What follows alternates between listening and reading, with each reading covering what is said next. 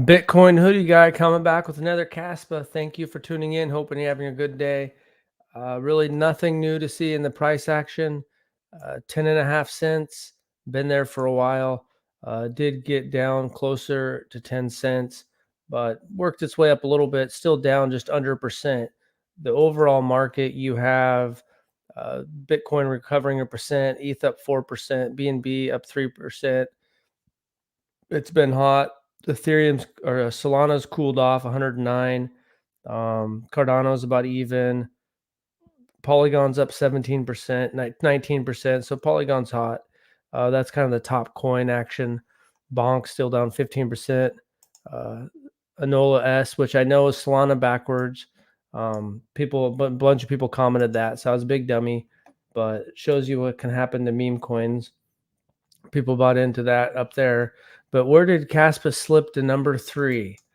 And it is right here. Dogecoin is back to the number 2 position. They're obviously super close. Kaspa 1.326 million, Dogecoin 1.332 million in terms of the proof of work produced 24-hour. So it is what it is, but I still think that it's pretty good. You got Ethereum Classic at number 4 with 327,000. So there's a big lead there. And Doge is a very mature, 10 years old or something around there. So I still think it's good where Kaspa's at. And I do think it's going to go back to the number 2 position. So you just got to be patient. Hash rate's looking good. Spending more time over 130. Big metric. So more spending there. Addresses are looking good. Every now and then there's a purge, but so yeah, it's 346. So I'm not sure if the purge is something with reporting or if people are just consolidating their wallets. But there's one new whale right there. You can see the top address is still the same, which a lot of people I think is the KuCoin wallet because all the cash was coming from KuCoin wallet. You never know. And I know someone in a video the other day was asking about if there's going to be a Kaspa ETF, and I said there's not going to be a Kaspa ETF this cycle in the United States. Now, and I remember this back at the end of November, which in crypto, the end of November feels like it was 5 years ago, to be honest with you. But Martin Heisbach did talk about a European company will issue the first ever ETP, similar to US ETF for Kaspa. Details to follow on the official launch. So there's rumors of that happening, but the ETP is good and it'll be bullish for Kaspa, but it's nothing like the ETF. The US equity markets are the largest in the world and continue to be among the deepest, most liquid, and most efficient, representing 42.9% of the 106 trillion global liquidity market in 2023. And so, or 45.5 trillion. It's four times larger than the next market, China. So Europe is behind China at number 3 in terms of the equity markets. So, there's still the United States equity markets are still by far the largest, most liquid, most mature markets. So that'll be positive, but it's not the same. It's similar to US ETF, but in how it operates and their version of the SEC, but it's not the same in terms of the amount of equity that people could have access to. Still bullish though if that happens and when it happens. You just got to be patient for all those things to develop. You got to be patient as they're making the change to Rust. I do think it's kind of weird with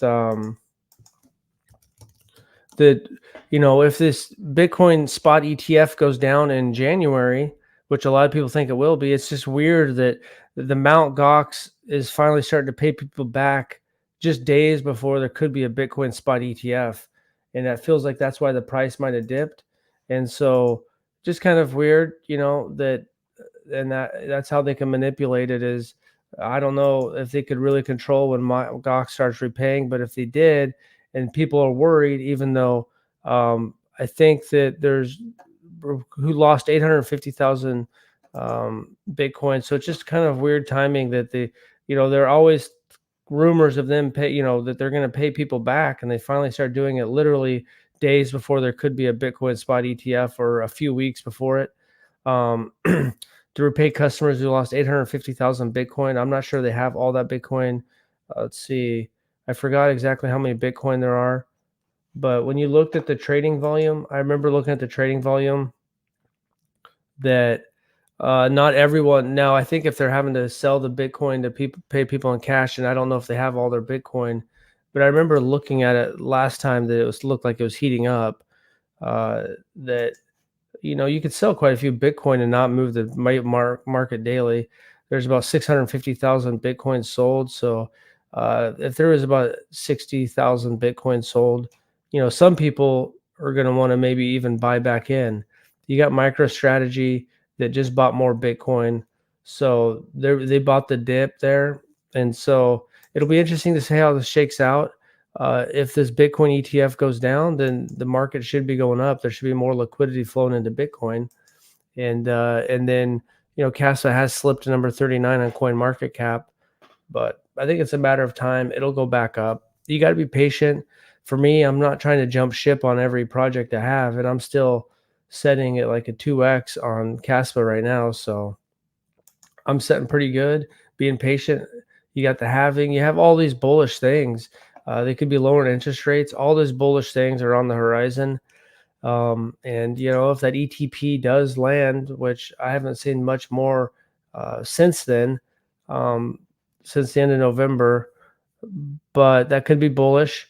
And but I don't think a ETF in the United States is going to happen. Uh, it's just if ETH gets a spot ETF this year, that would be doing good. And I wouldn't see anything else getting it this year.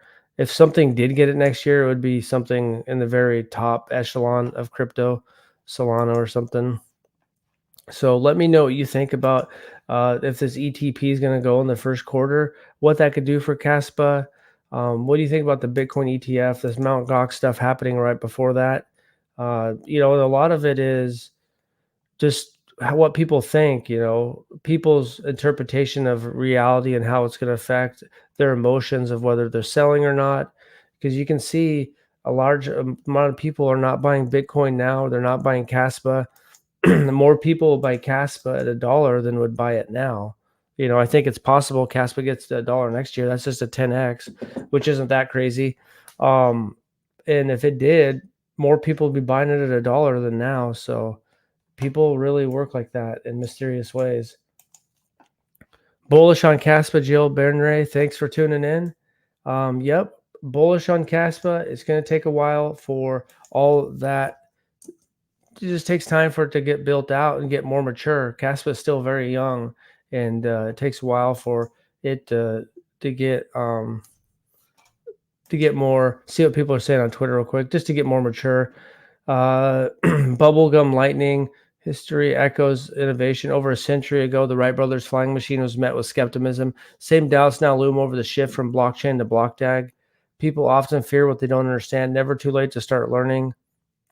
I could finally find a local shop to accept a crypto coin after 2 years of creating Kaspa, a fast, secure, decentralized proof of work. This looks like a local business, Kaspa.org.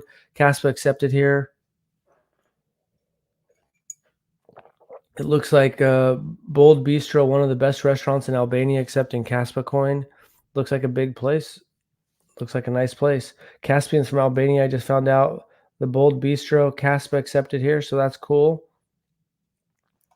Kaspa, massive pump loading. Kaspa weekends, leave and sell your Kaspa. Here is the graph inspector running 10 blocks a second, which everyone's probably seen that. Considering the sideways movement of Kaspa during the extended time period, it looks like it won't reach 25 cents as many thought. Kaspa is going to go above and beyond that when it happens. Know what you're holding, the best coin, and when people start comparing their shit coin with it. For the past month, I've been testing Kaspa mining, comparing solo mining to pool mining. A total of KSO Pro and K1 Pool has mined 515 Kaspa. The KS0 Pro on K1 Pool solos mined 1,029 Kaspa, hitting 7 blocks with an average of 30 days. Luck of 51%. So either way, I'm super stoked. Lucky or solo. So he's comparing the mining. So just got to be patient. Yonatan and his family are geniuses. Just read about him and his grandfather the other day. Yeah, I mean, I've read a little bit about him, but and know, his history as an academic, heavy hitter really, and for a long time with his ideas in the crypto space. But I didn't know anything about his grandpa, so check that out. Maybe next video I'll talk a little bit about that. So we just got to be patient. There's the addresses are growing. There's some purges every now and then for whatever reason. Hash rate is still looking good.